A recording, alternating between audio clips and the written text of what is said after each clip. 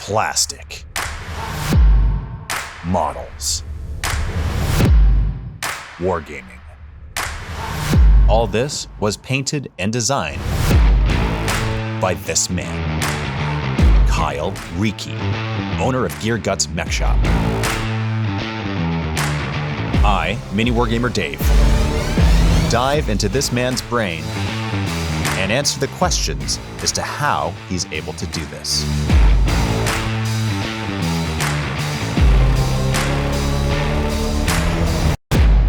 This army of bruisers, proxied as orcs in a game of Warhammer 40k, is 150,000 points. Later on in this video, I'll give you a brief breakdown. Let's dive right in. Here we are with Kyle, the creator of this massive bruiser army that you see behind us. You proxy them as orcs in Warhammer 40k games or Apocalypse games. You can use them in whatever you want. Yep, totally. It's rule of cool 100%. Oh yeah. Let's talk about Stompas. Okay, giant robots. Giant robots. Your Stompas, which you don't call Stompas, what are... So we have two different versions, the Mech Baby and the Mech Toddlers. Originally, Why the babies, why the toddlers? because that's how big they are. They're the size of a baby, they're the size of a toddler. And the larger models basically were evolving off of that name originally, but the baby was because of the size of a baby. They're called mech, you call them mech babies. Exactly, yeah. Mech Toddlers, Mech Babies, and then we have the Mech Grandpa, Mech Daddy, and the Mech Daddy Juniors. All of which are in the same getting larger and larger creeping scale of it, but are still based on that core naming mechanic of figure and family. So what is the largest model? Are we looking at it in the middle back there? For now. I'm gonna make more, I'm not gonna stop at this. That's gonna be roughly their size. So is that the granddaddy? Yeah, that's the Granddaddy. Okay, so what's bigger than the granddaddy? The great granddaddy? Probably eventually, yeah. Okay. So how many feet is that? That one's just shy of 4 feet, off by 4 inches or so. Okay. But I'm planning to make new versions of it over time, and everything I do, it's in different generations. So there's an A version, a B version.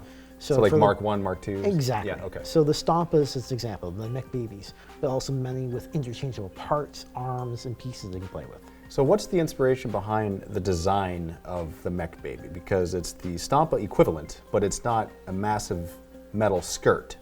Yeah. It's legs and arms. Why the different shape? So in a lot of different gaming companies, a lot of different stories, they really reference how religious figures, Gork and Mork, who are supposed to be giant greenskins, are built as effigies, as squat, fat grandmothers and moo-moos. I wanted to move as far away as possible from the moo-moos and went with huge hulking figures that have the same profile and shape as my bruisers, which are big, thick, burly monsters. How are you able to do this and for other companies to not be upset that you are doing this? I don't copy anyone. So when I do my designs, I make them my own. My bruisers are larger than a lot of our company's models to begin with. They still fit on the same scale bases. So like almost across every game system right now, 32 millimeter bases are basic heroic scale. It's heroic So that's scale. the average. It's completely your stuff. Every sculpt is your own. Exactly. I don't use any images, any styles. I try to make sure everything looks rugged, rough, but intimidating. And that's really the core of my designs. So I want to capture that intimidation factor. How long have you been doing this? For scratch building, in probably around 15 years, and then 3D designing, only around 3.5, almost 4 now. So I've gone through a lot of different processes. So the army behind this is actually made up of a lot of different components. Some of them are from branded companies, other ones are scratch built, and the most recent stuff, which is now becoming the most dominant section of it, is my own designs, completely 3D printed and then painted. So Games Workshop orc models, do you have any in here? I do have some, yes, just not a single orc boy. The table itself is covered in a lot of infantry. The vast majority is in my own designs, but when I restarted my army after selling that pile, I didn't want to be exactly the same as everyone else. So what I did is I started buying orc knob bodies and used those as my basic boys. And so when this army started, before I started doing all the 3D designing and stuff like that, I altered the global market in price of Games Workshop knob bodies, where I bought every single body available on eBay for around 2 weeks straight, and the price went from $1 a body to around $2.50. Why? Why did you want them bigger? You're counting these as your regular Yeah, boys, so right? this was long before Primaris or anything that I started for Games Workshop, and long before the scale creep started happening in their companies as well. I wanted my army to look imposing. The intimidation factor behind my designs started actually before I was designing things. So would you say you created your own version of an orc?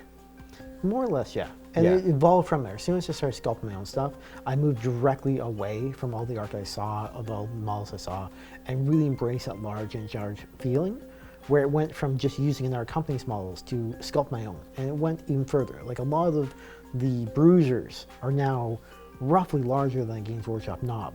And so even putting them side by side, there's a huge difference. The biceps are larger, the torso is thicker, everything is just more dense looking and solid. And so I very much evolved that concept far beyond its origins. Have you had feedback regarding that for line of sight purposes in the game? Modeling for advantage and so forth? So if people are playing my models in Warhammer games especially, it doesn't, because they're not changing the base sizes, all you would be getting is an easier target to get shot at. And if you are playing as someone where you do have larger models, it's best reference to give your opponent the advantage in that scenario, where they can see you, you can't see them, stuff like that. Elsewise, it does become a bit unfair. And even though they are larger, like I said, they still fit on the same basis. So you get these massive war bosses, massive characters.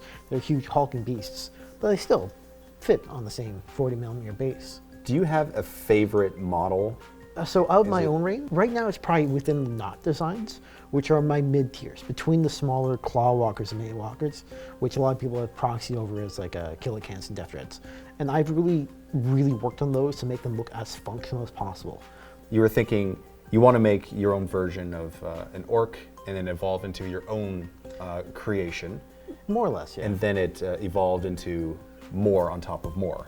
And so now it's your own thing. Yeah, well, really, it actually started with not even designed to make my own stuff perfectly, but wanting to make parts. So I like making engines, or one of the early thoughts was, because I like robots, making mechs, something like that. So I thought I was going to make a core shape, a skeleton, and then use plastic card and other stuff over top of it. That idea lasts around 2 weeks.